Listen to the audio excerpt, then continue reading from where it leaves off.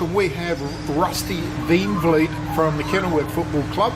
He's going to do our weekly roundup. You're the B grade coach at Kenilworth, Rusty. That's correct. Yep. First year in coaching, so I took that on this year. John Schultz gave me the opportunity, and really enjoying it. Looking forward. Excellent.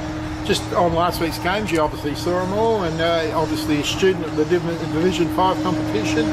CBC carried on their merry way. 17-19, 121, defeated Blackfriars 3-6-24. It's a 97-point margin to CBC. That's huge. CBC looking good at the moment. Yeah, I think all the talk coming from them is they've got a bit of a point to prove in the division this year. But we're out to hopefully upset that. They've been perennial finals losers, so I suppose that's the point they've got to prove. Correct. Yeah, they're trying to right that ship, I suppose. Yeah. Pulteney, another side who started the season well in Division 5. They're playing good footy now, and it was 20 goals 7, 127. Fairly easily accounted for Lockleys, who I thought at the start of the year might be certainly up there. 11-13-79, so that's an 8-goal victory to Pulteney. That's a big win. It was definitely a surprising one, yeah. Lockleys were definitely on our radar at the start of the year, looking like being one of the contenders, and still are very close division in Div 5 this year, so very surprising result, but they'll bounce back. Yeah, Lockleys had 24 scoring shots and Pulteney 27, so it wasn't a huge disparity in the scoring shots, but just on the scoreboard may have made it look a bit worse. Yeah, correct. A little bit of accuracy. Langford's kicking a few goals down there, so... Big man, Tommy Langford from Paynham. Hope Valley, we did a broadcast the week before, and they drew with Hectorville the week before, but they played some pretty good footy, and obviously did on the weekend. 16-15, 111. Defeated Ingle Farm, who are really struggling, 9-5-59. Yeah, I think that was an expected result. They're Ingle Farm are sort of staggering to the end of the year, I think.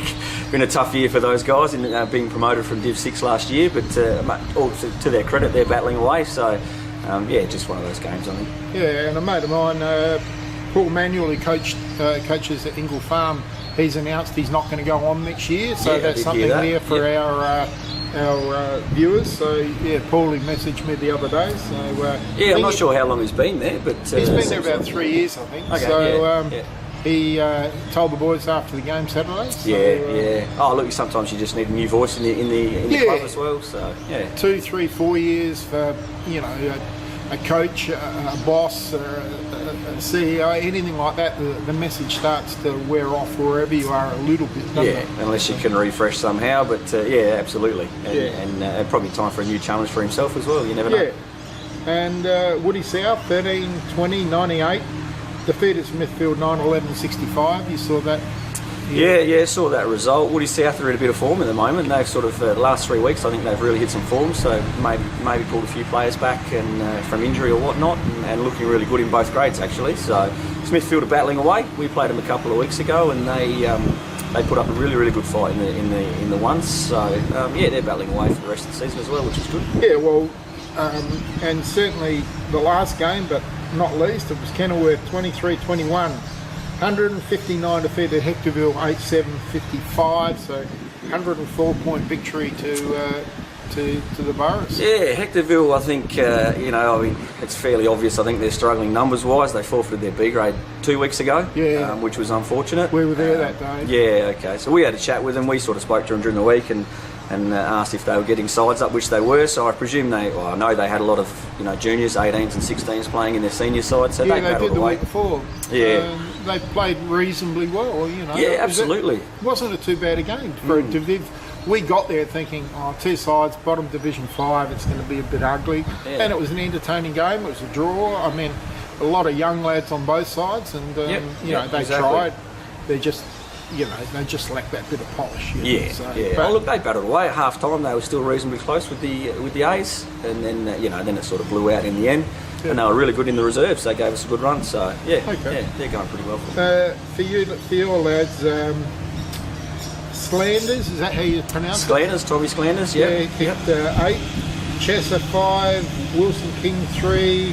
Motlop 2, Roberts 2, Stella 2 and Stewart 1. Yep, sounds about right. They're all good. Better players, Stewart, Chesser, Wilson King, Delaware, is that how you pronounce it? Daniel Deloya, yeah, back at the club this year. And Slanders, so a really good win. Yeah, a couple of recruits there. So Willow's going really well for us. Jordan Wilson King, he's been absolutely immense for us. Really good footballer. And Tom Slanders, yeah, just pace to burn. So gets on the end of a lot of them. Really good stuff.